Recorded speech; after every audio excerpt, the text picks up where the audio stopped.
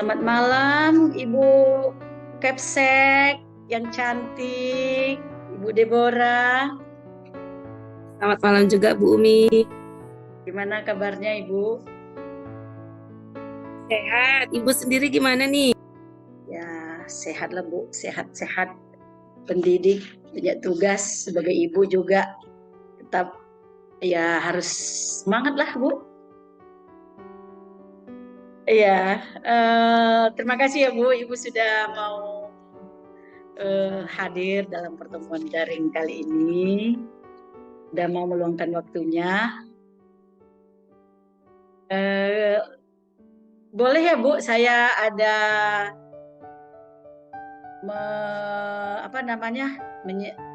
menanyakan Ibu seputar tugas Ibu sebagai kepala sekolah yang telah berjalan selama ini. Boleh ya Bu ya? Ya, boleh Bu, silakan. Ya. Sangat hati, alhamdulillah. Bu, Ibu di SD Negeri 060842 Medan ya Bu ya? Medan Petisah. Iya, benar sekali, Medan Petisah, ya. Bu, kalau boleh tahu, praktik baik apa saja sih Bu yang sudah pernah Ibu jalankan di sekolah yang Ibu pimpin Bu? Iya, terima kasih atas pertanyaannya Bu Umi. Karena saya juga masih baru gitu ya, jadi belum banyak sekali. Tapi ada beberapa hal yang saya coba lakukan praktik baik. Itu diantaranya mencoba memperkenalkan kepada guru-guru pembelajaran yang berpusat pada anak. Jadi memang selama ini di sekolah itu hal seperti itu tuh belum pernah mereka dengar. Itu yang pertama. Kemudian saya juga mengajak guru-guru untuk menanamkan sikap lingkungan, mencintai lingkungan. Dia. Tapi memang pada awalnya seperti yang pernah saya pelajari juga, visi misi dulu sih yang saya ajak dulu rumuskan bersama gitu ya. Rumuskan bersama visi misi, kami rubah total visi misi dengan membentuk pembelajaran berpusat pada anak seperti itu. Lalu muncullah berbagai tadi seperti lingkungan, kemudian juga saya ajak anak guru-guru untuk membuat pembelajaran yang menarik. Jadi mereka belajar pakai infokus. Ya, selama ini infokus tidak pernah dipakai gitu ya.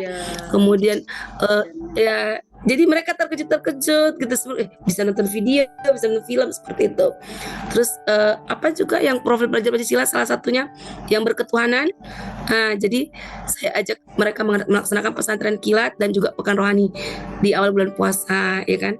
Jadi kurang lebih sebulan yang semenjak saya menjadi kepala sekolah ya, itu sih beberapa yang saya lakukan praktik baiknya Bu. Ya luar biasa ya Bu, baru sebulan gebrakannya udah nampak ya Bu ya. Jadi nampaklah kita memang berasal dari binaan dari guru penggerak ya Bu ya. Mudah-mudahan lah gebrakannya berhasil, diterima positif sama guru-guru Ibu di sekolah ya Bu ya. Amin, makasih. Kemudian Ibu, itu kan praktik baiknya tadi yang saya tanyakan ya Bu.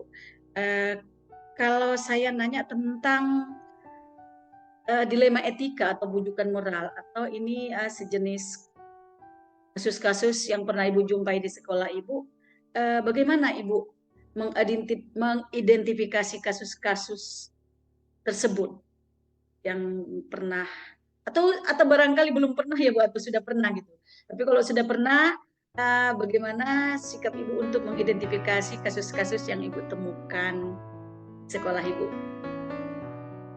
Iya, karena masih baru juga ya, jadi kasusnya mungkin belum banyak ya. Tapi kemarin ada kasus seperti ini, kan harus melaporkan peserta ujian kelas 6 gitu ya. Jadi operator juga guru menanyakan, ternyata ada seorang anak yang sudah lama tidak masuk sekolah, karena katanya yang pertama informasi yang didapat, neneknya tidak suka kalau anaknya harus divaksin, itu kata yang pertama. Kemudian yang kedua, karena mereka mendengar informasi yang salah ya, katanya kalau nggak vaksin nggak boleh sekolah, itu yang jadi akhirnya si nenek tadi tidak kasih anak sekolah. Yang kedua, karena kondisi ekonomi, si nenek dia tinggal sama neneknya, nggak sama orang tuanya. si nenek itu tadi menyuruh anak ini untuk jadi peminta-minta di jalanan. Seperti itu. Nah, itu yang informasi kedua.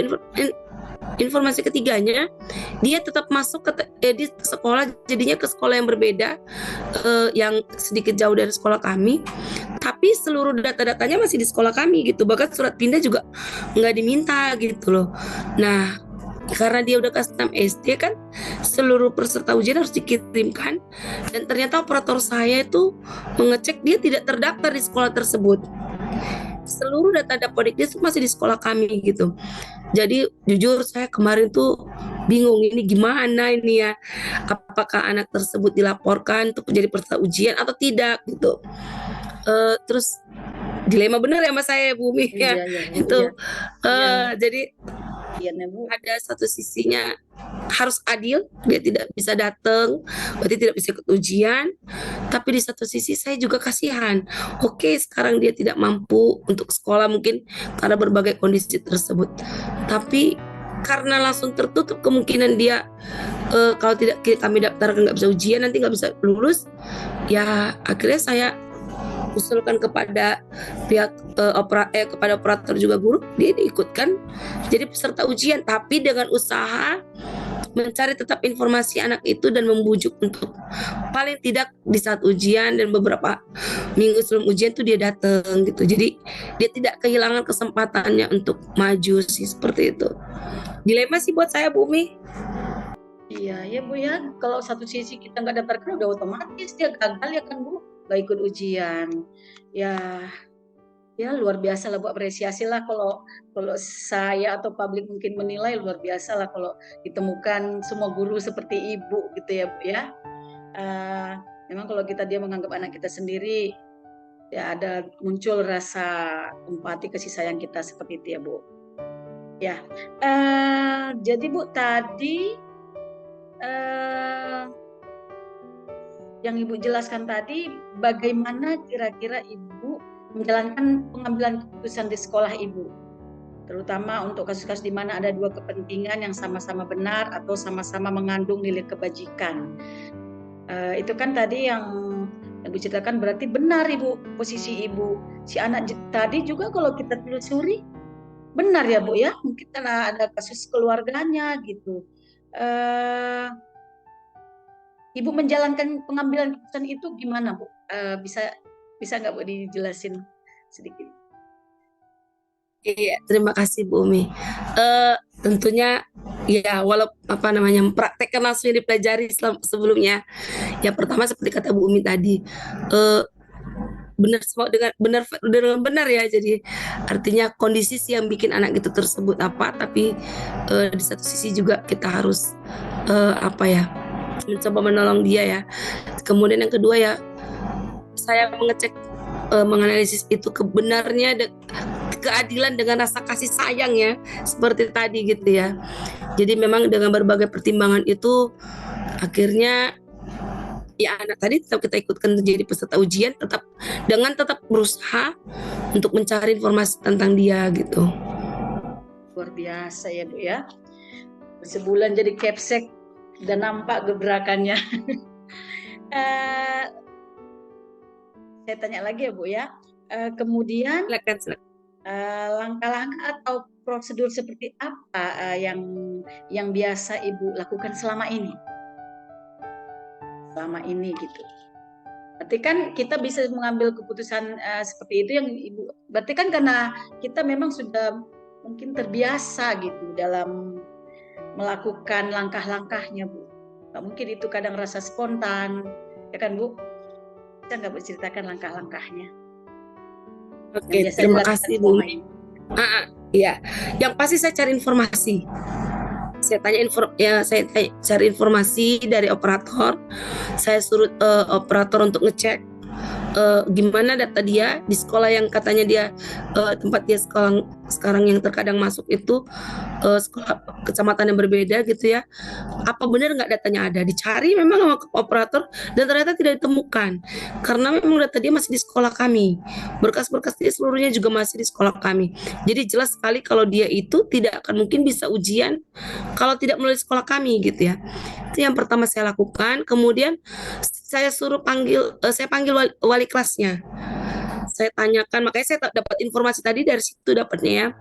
Saya tanya kenapa begitu kondisinya, terus apa-apa aja yang buat. Jadi ternyata ada beberapa hal tadi itu yang saya sampaikan ke Bu Umi tadi gitu. Dengan begitu baru saya mencoba menganalisis ini posisinya bagaimana nih gitu ya.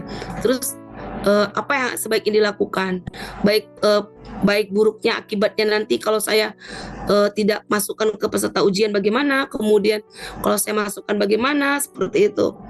Makanya akhirnya kita memutuskan untuk tetap memasukkan dengan konsep ini setelah kejadian kemarin yang kita setelah anak tadi dimasukkan ke dalam peserta ujian, mulai dari hari Senin yang lalu, guru kelas 6 bersama guru kelas 5 mencoba menyisir ke daerah yang tempat dia tinggal gitu.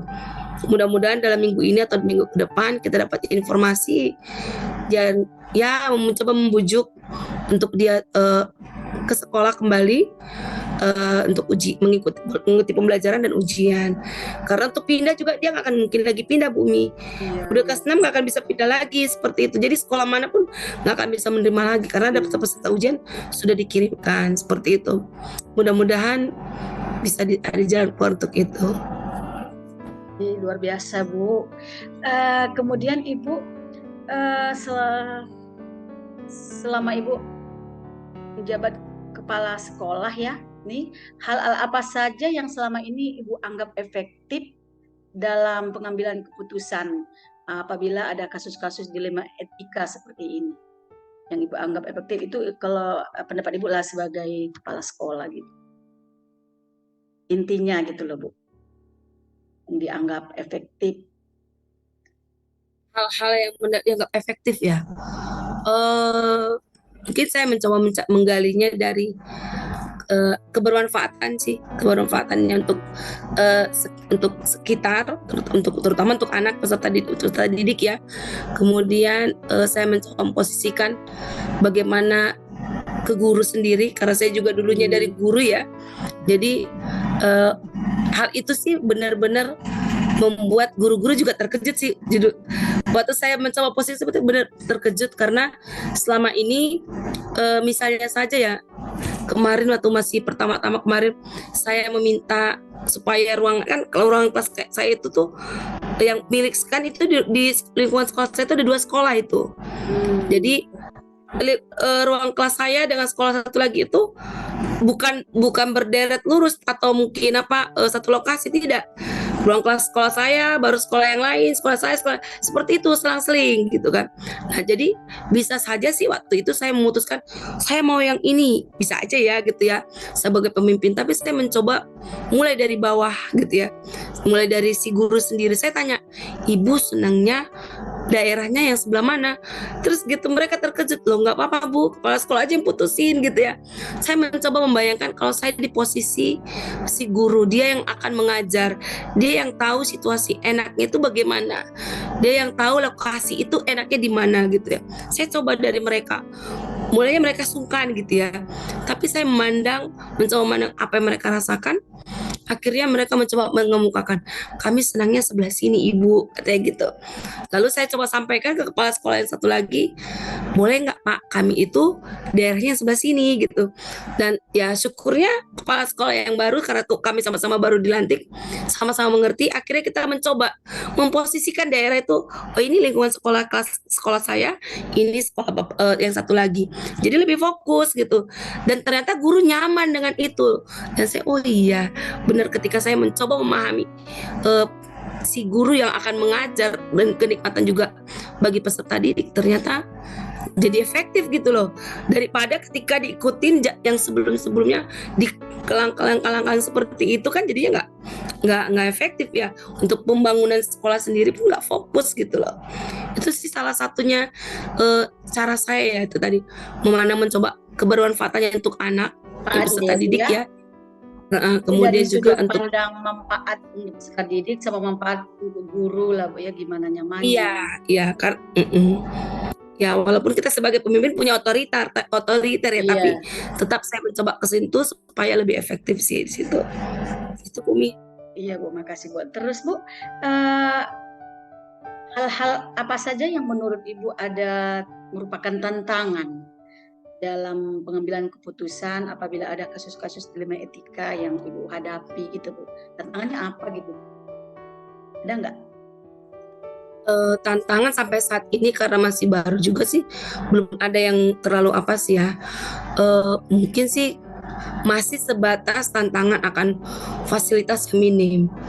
Karena kan sekolah saya itu masih sekolah yang kecil tuh, dan dengan minim dana gitu, itu aja sih masih seputar itu. Untuk yang lainnya belum. Oh, satu lagi tantangannya mungkin ke orang tua sih, orang tua karena berdasar survei saya gitu ya, saya juga melakukan survei nih kepada beberapa anak, kemudian juga guru, dan juga saya baca data-data yang ada di operator gitu ya. Ternyata banyak yang orang tua itu berasal dari maaf gitu, tukang beca seperti itu. Kemudian juga yang pekerja-pekerja harian. Jadi saya memiliki kesulitan untuk mengajak mereka, merangkul mereka untuk bekerja sama gitu loh. Karena mereka sendiri ngakunya, kami aja orang susah ibu, gimana mau diajak kerja sama. Seperti itu keluhannya Iya. gitu. Mungkin mudah-mudahan ke depan saya bisa merangkul mereka, artinya mungkin dengan keterbatasan itu justru menjadi kekuatan gitu buat sekolah. Itu sih mungkin saat ini tantangannya Iya. Bu. Jadi kita supaya memang benar-benar tangan kanan pemerintah lah ya Bu ya, dalam merangkul anak-anak bangsa gitu Bu ya, dalam dunia pendidikan. Luar biasa Ibu. Kemudian ada lagi pertanyaannya, em, apakah Ibu dalam menangani kasus, misalnya ada dilema etika seperti itu, apakah Ibu punya jadwal untuk penyelesaian kasus itu? Kemudian kalau misalnya punya jadwal itu diselesaikan di mana? Apakah di suatu tempat atau ada ruangan khusus? Itu prosedurnya seperti apa? Atau spontan gitu Bu? Tiba-tiba ada ide kreatif gitu ya kan Bu? Atau memang karena Ibu sudah menangani beberapa kasus, mengalami, mungkin sudah ada prosedur-prosedur yang biasa Ibu lakukan gitu. Ada nggak Bu jadwalnya? Terima kasih Bu Umi. Kalau dibilang jadwal khusus sih enggak, karena kan kapan datang masalah itu juga kita nggak tahu ya, kita nggak tahu.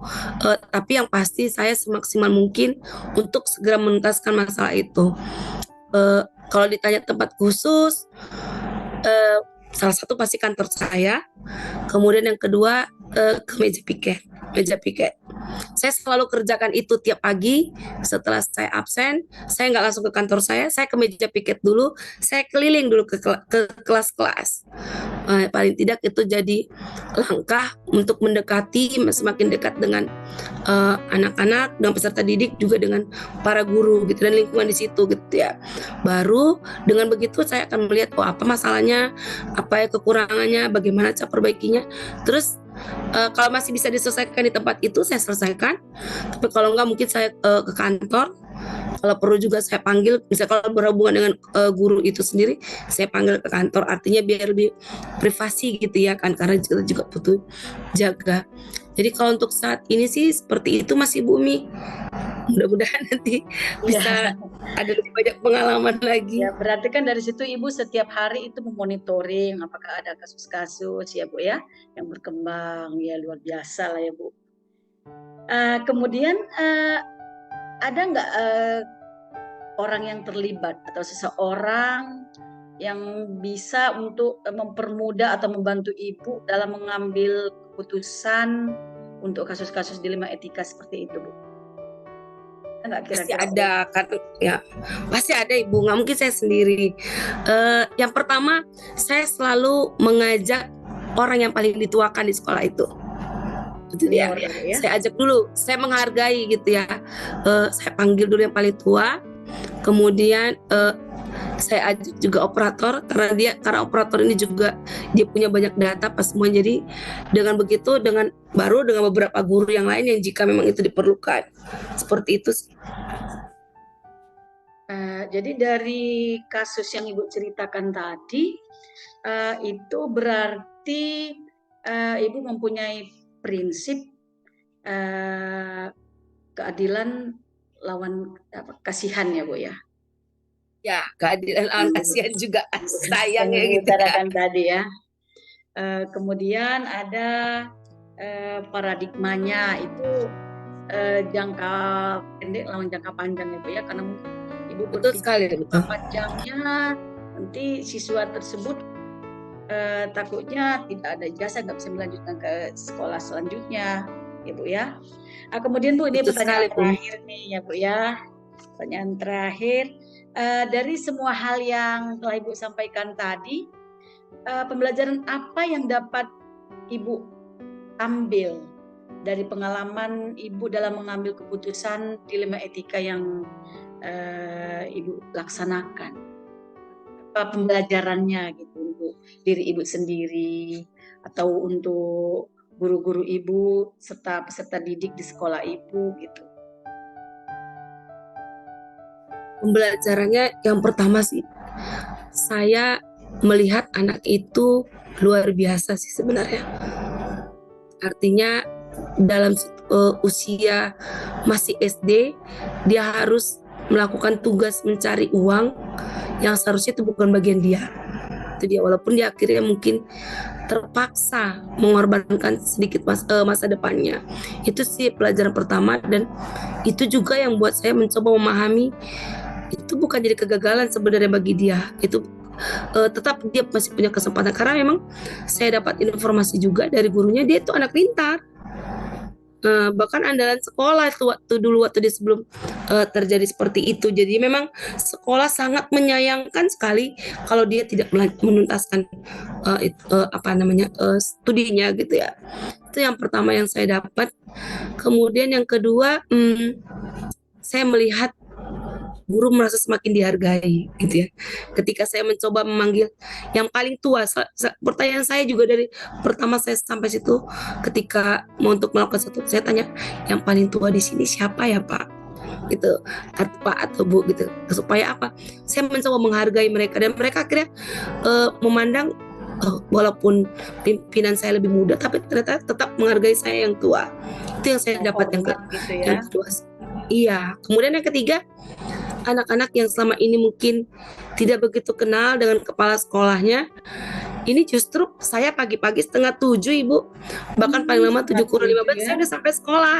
Ya, jadi itu kadang masih 1-2 orang murid yang udah datang, terus saya udah duduk di meja piket, saya keliling, saya lihat selamat pagi.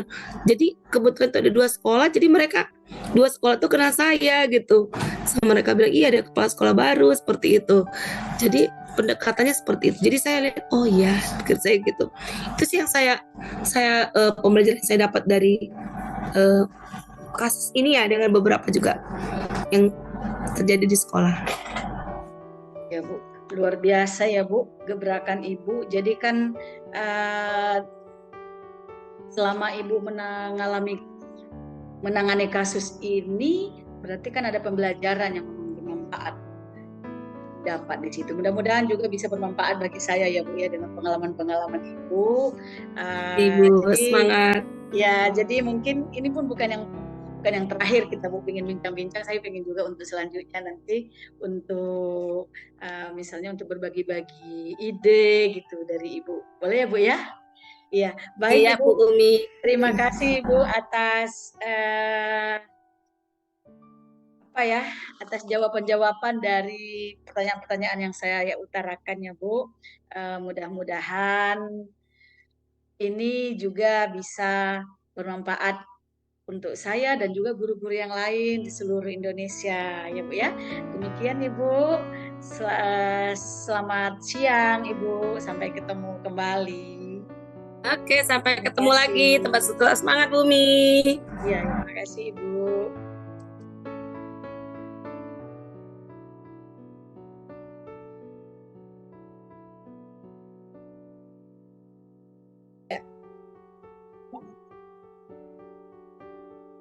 Assalamualaikum Ibu Kepala Sekolah, Ibu Neneng. Waalaikumsalam Ibu Umi. Apa kabar Ibu? Alhamdulillah baik. Ibu gimana kabarnya? Alhamdulillah luar biasa baik Ibu. Alhamdulillah ya Bu ya. Setelah naik jabatan ini mudah-mudahan lebih sehat lagi ya, kan lebih prima, bisa Amin. membimbing guru-guru dan murid-murid ini. Amin. Ya, makasih ya Ibu sudah bisa hadir di undangan yang saya mau lakukan wawancara dengan Ibu. Ibu bersediakan Bu? Bersedia Ibu. Terima kasih. Kita mulai aja Bu ya. Boleh. Silakan Ibu. Iya, Ibu Neneng, yang selama ini Ibu lakukan sebagai pimpinan di sekolah, praktek baik apa atau praktek apa yang sudah selama ini Ibu jalankan? Oke, saya kan seorang pemimpin ya Bu ya. Pasti beragam kasus yang saya hadapi. Baik itu kasus dilema etika yang harus memilih antara dua pilihan, ataupun kasus di mana moral dan benar tapi bertentangan, maupun rujukan moral harus membuat keputusan antara benar dan salah. Kedua kasus itu harus diidentifikasi secara benar dengan memahami dari kasus-kasus dan pihak-pihak yang terlibat. Setelah masalah dipahami, maka perlu dilakukan pemetaan. Kasus ini disebut dengan dilema ITK. Jadi sebelum kasus ini diidentifikasi, maka diperlukan pertanyaan dari identifikasi kasus, Ibu. Kemudian nilai-nilai yang saling bertentangan dalam studi kasus tersebut kira-kira apakah ada Ibu? Nilai-nilai? Oke, Ya. nilai-nilai yang saling bertentangan udah pasti ada ya Bu ya. Itu rasa adil PS lawan kebenaran atau belas kasihan, kemudian jangka pendek PS jangka panjang. Namun semua itu harus mempertimbangkan dan menyangkut kepentingan orang banyak, terutama dalam hal ini kita kan di SD nih ya Bu ya, berarti untuk peserta didik, begitu Ibu. Ya, baik Bu. Kemudian Bu, selama ini bagaimana Ibu dapat mengidentifikasi kasus-kasus yang merupakan dilema etika yang pernah Ibu alami, Bu? Oke, untuk kasus dilema etika, saya akan mempertimbangkan kedua hal, yaitu sama-sama benar dan menyangkut kepentingan orang banyak, tidak perorangan, tapi orang banyak. Kemudian mengandung nilai-nilai kebenaran, rasa adil, atau belas kasihan yang berdampak untuk saat ini maupun untuk jangka waktu yang lama, Ibu. Gitu. Oh gitu ya Bu ya. Jadi Bu, selama ini kalau Ibu bagaimana menjalankan pengambilan keputusan di sekolah Ibu, terutama untuk kasus-kasus yang Ibu sebutkan tadi ya, di mana ada dua kepentingan yang memang sama-sama benar atau disebut dengan dilema etika, yang mana kedua-duanya itu sama-sama mengandung nilai kebajikan. Tadi maksudnya bagaimana Ibu menjalankan pengambilan keputusan tersebut? Jadi ini maksudnya langkah-langkahnya gini Bu? Iya. Oke. Langkah-langkah dan yang akan saya lakukan, pertama mengedepankan daya nalar ya Bu, memilih kebenaran dengan mempertimbangkan kepentingan siswa.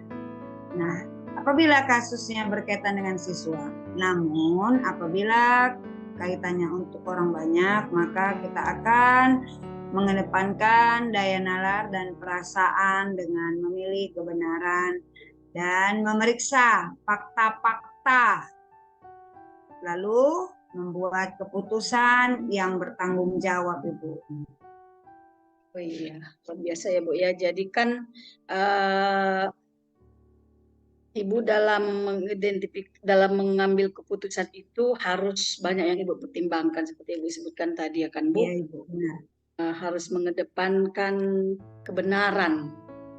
Eh, Kemudian juga tadi langkah-langkahnya harus disisipkan juga dengan perasaan juga ya kan Bu. Iya, Kan tadi, dan otomatis itu kan harus punya manfaat, harus bermanfaat ya Bu ya untuk pasti, Bu. guru ataupun murid dalam kasus tersebut. Baik Bu, kemudian hal-hal apa saja Ibu yang selama ini Ibu anggap efektif dalam pengambilan keputusan pada kasus-kasus dilema etika yang dianggap efektif? Oh, baik Ibu. Hal-hal yang selama ini saya anggap efektif, pertama saya akan membuat melihat fakta ya kan, baru menyederhanakan masalah, baru kemudian membangun kebijaksanaan, begitu Bu. Awal mulanya kita menyederhanakan masalah dulu Ibu. Iya, berarti Baru masalah kemudian yang besar membangun diperkecil kebijaksanaan. gitu ya Bu ya. Iya benar Ibu. Udah berkecil, lama-lama dia jadi nampak dapat solusinya ya Bu. Jadi Iya. clear lagi gitu masalah itu ya Bu. Iya. Tentunya itu kan apakah itu menggunakan langkah segitiga restitusi ya Bu ya? Apakah Ibu Udah menerapkan pasti itu Bu, juga? harus kita kenakan itu Bu, baik itu dengan guru ataupun dengan siswa ataupun dengan masyarakat atau dengan orang tua wali murid, harus kita gunakan segitiga restitusi, begitu Ibu. Iya, luar biasa ya Bu ya. Singkat padat jelas ini tanggapan dari Ibu Neneng nih menghadapi kasusnya.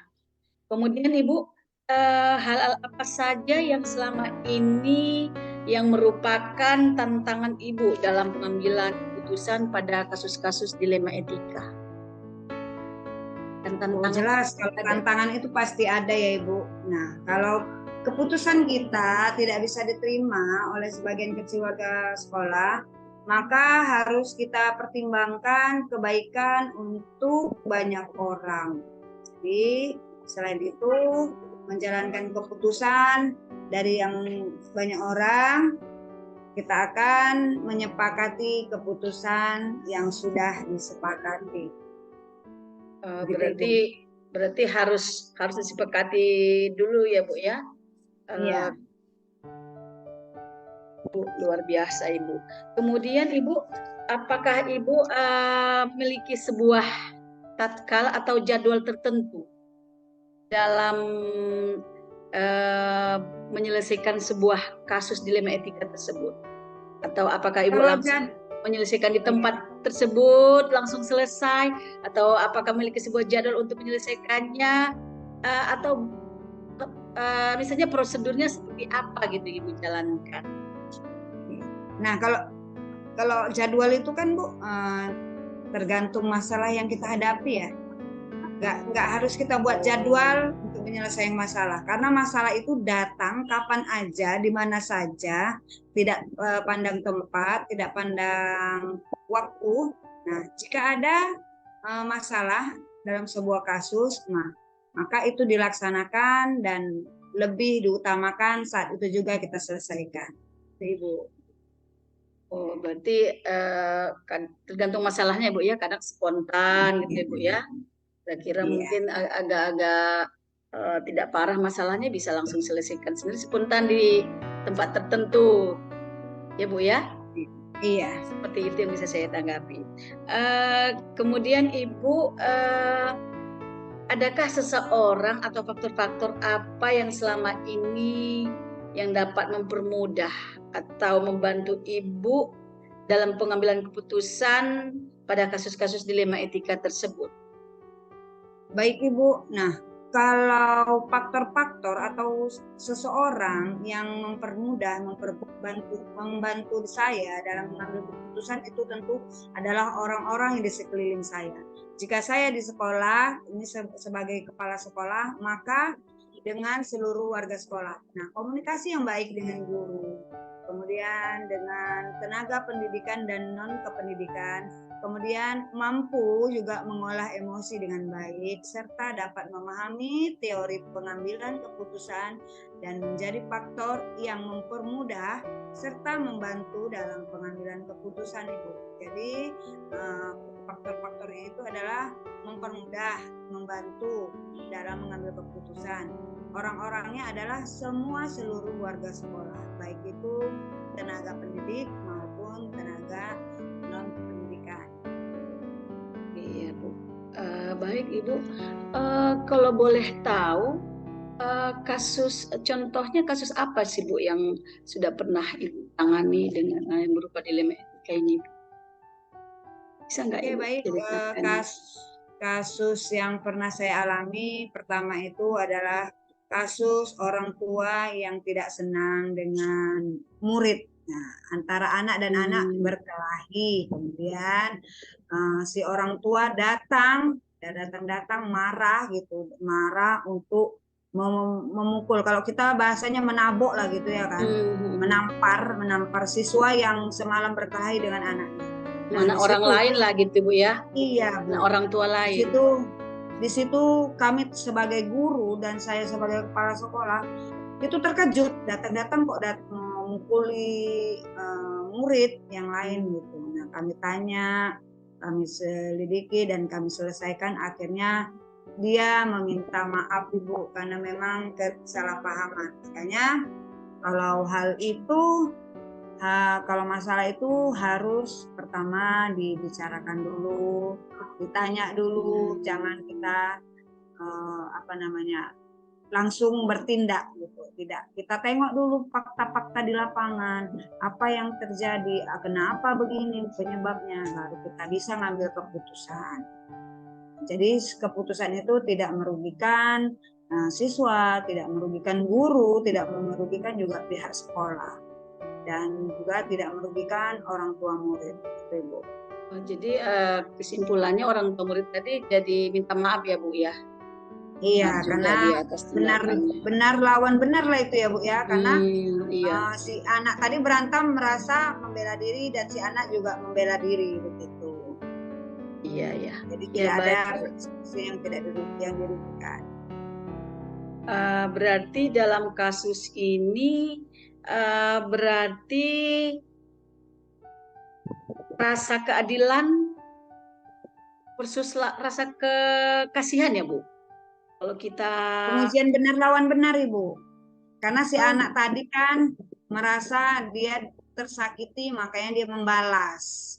Nah, karena membalas, tadinya dia ingin memperjuangkan apa namanya, Bu? Itu dia mengejek-ngejek orang tua gitu. Iya. Jadi dia merasa membela, jadi dia gitu. Dia mempertahankan kehormatannya, dia memperjuangkan kehormatannya, maka dia membela dirinya. Nah, si anak pun supaya jangan dipukul, dia melawan juga gitu.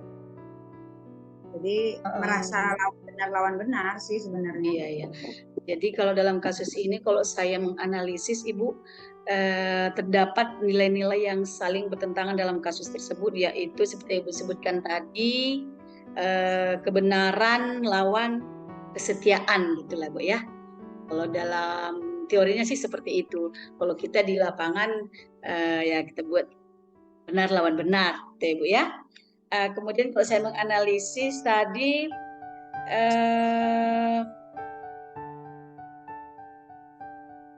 ada beberapa faktor tadi yang relevan dengan situasi tersebut, kan Bu?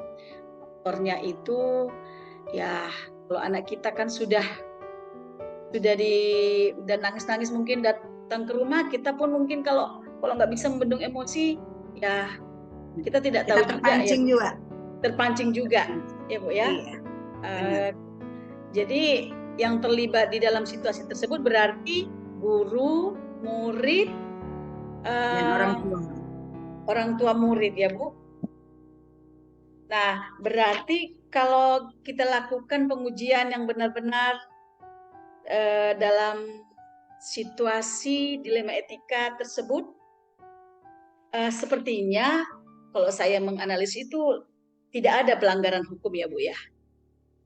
Ada Ya pelanggaran kalau hukum. ya, tapi kalau sudah saling melukai mungkin ada pelanggaran hukum. Tapi ini kan masih kesalahpahaman.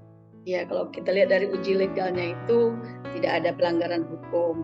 Kemudian kalau kita analisis dari uji regulasinya, itu juga tidak ada pelanggaran peraturan atau kode etik. Segitu ya Bu?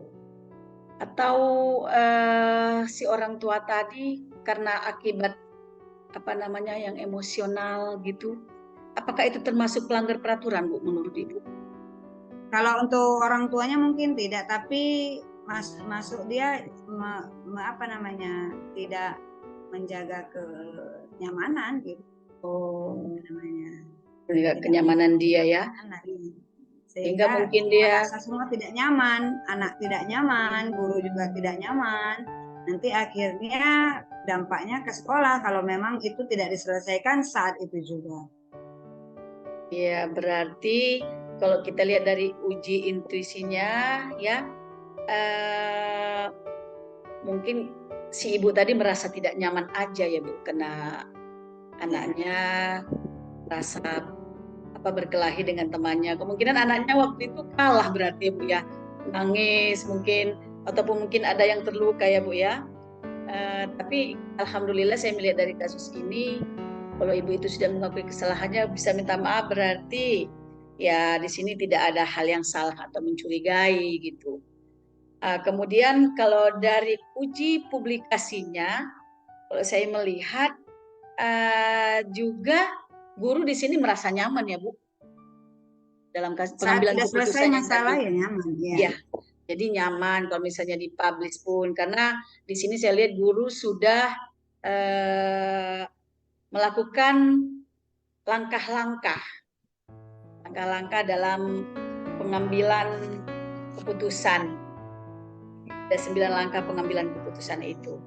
Dan kemudian juga kalau saya melihat dari uji panutan, ini juga berhubungan dengan prinsip berbasis kalau menurut saya ya,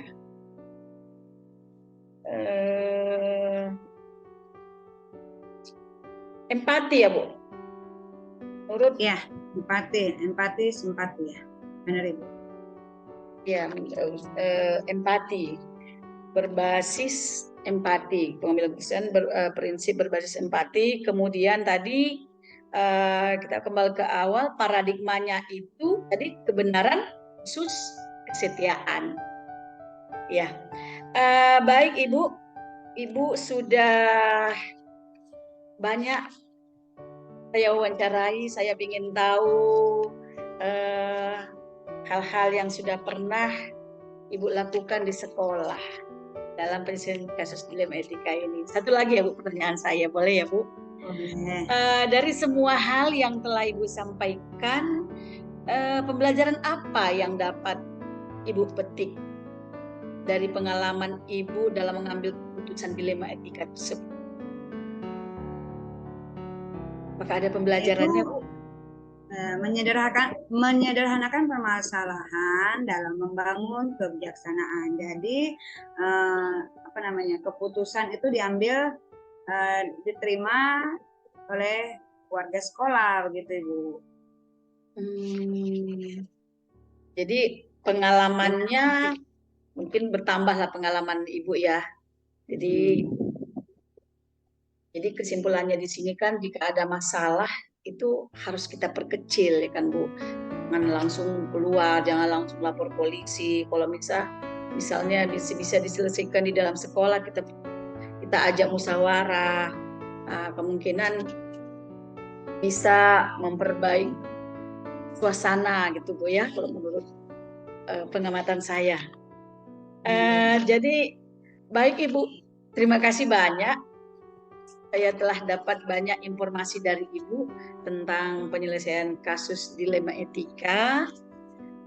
Mudah-mudahan percakapan kita pada hari ini juga dapat bermanfaat untuk orang-orang yang menonton video kita nantinya, khususnya para guru dan orang tua ataupun murid dan praktisi pendidikan, bisa menambah pengalaman mereka juga kalau jika mendengarkan cerita kita tentang pengambilan keputusan dalam penyelesaian kasus dilema etika di sekolah Ibu. Terima kasih Ibu Kepala Sekolah, Ibu Neneng. Kepala sekolah mana Bu? Boleh tahu Bu? Oke, saya kepala sekolah di UPT SD 060824 Kecamatan Medan Area. Kecamatan Medan Area. Karena saya lihat tidak ada di di namanya gitu, yang di Zoom-nya, hanya namanya aja gitu. Nama sekolahnya tidak ada. Iya, Ibu. Ya, nanti perlu ditambah lah Bu, supaya kita kan tidak lupa gitu ya Bu ya. Iya. Baik Ibu, terima kasih sudah mengganggu waktu Ibu. Sudah menyediakan waktu untuk saya. Mudah-mudahan bermanfaat.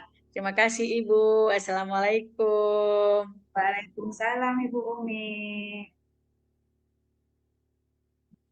Sampai jumpa ya. Iya Ibu.